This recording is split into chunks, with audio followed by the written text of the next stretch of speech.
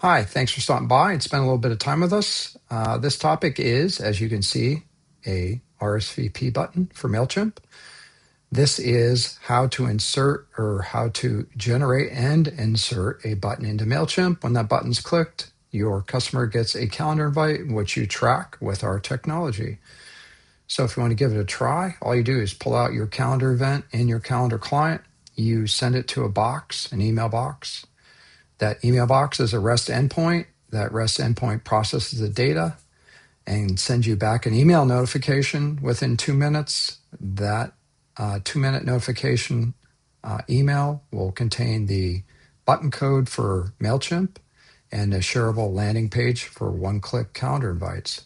That's the pitch. So let's get into it. In this demo, Mandy is the organizer. She sends her calendar events from her Google Calendar client to the email box called create@calendarsnack.com. That is a app we built. It generates generates embedded codes to embed in MailChimp templates. That particular event that she sends can be edited, updated, and canceled in her calendar client. So what's happening here technology-wise, again, she's using her calendar client, could be Outlook or Google.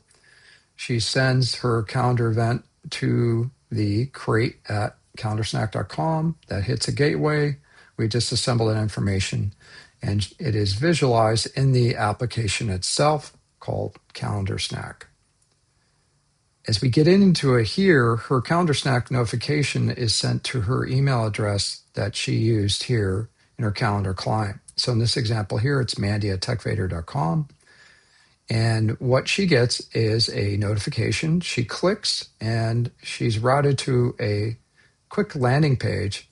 This quick landing page is something that you could use without logging into. So in Mandy's case here, she's a power user and she has literally thousands of events in her Calendar Snack engine.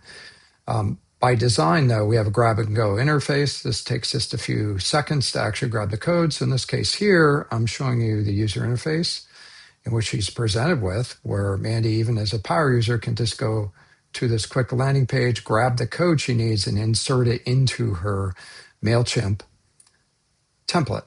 So that said, within that same interface, there's a quick little viewer for data, and we'll track a number of invites that went out on MailChimp, how many RSVP'd, and what the response rate is.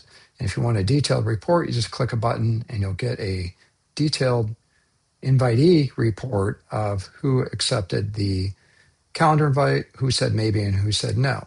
So with that said, if Mandy has lots of events like I was talking about, she can actually log into the Calendar Snack interface by going through a registration process.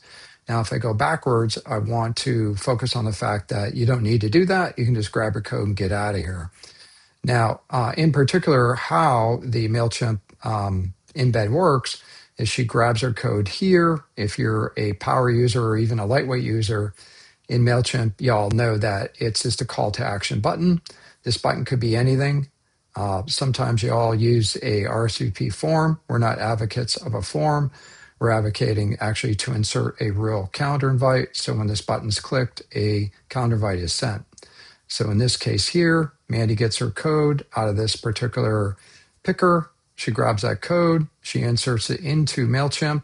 And so what happens when Mandy sends out her MailChimp campaign, someone like Zach, who is an actor in this demo, he receives the MailChimp campaign from Mandy.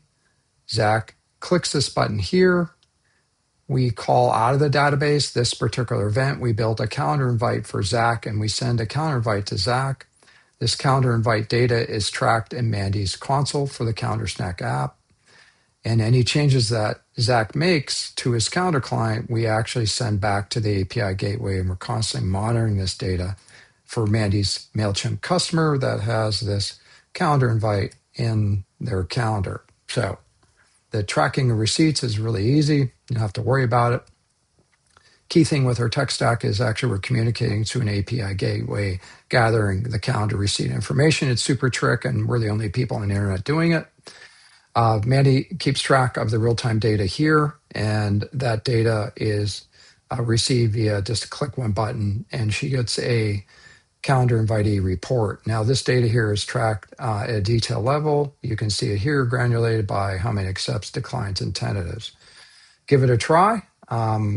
That's all I got to say here in a wrap up. Create at calendarsnack.com out of your own calendar client. It's really intuitive, and my good friend Arnie, my co-founder, has been working on this a number of years, and I think it's a really great piece of tech. Now, for y'all nerds out there, I do have a couple of slides I'm not going to get into, but I'm going to kind of go through them. Since it's on the tube, you can stop and essentially pause and kind of take a peek at how the inbound processor works for the calendar invite server, how the REST API actually calls out of the database and sends out calendar invites, and then how we do updates. So those are the last three. I'm not going to go into them, but if you're on the tube, you can stop them and look at the reel and check them out for yourself if you're a calendar invite nerd like I am. Thanks for stopping by.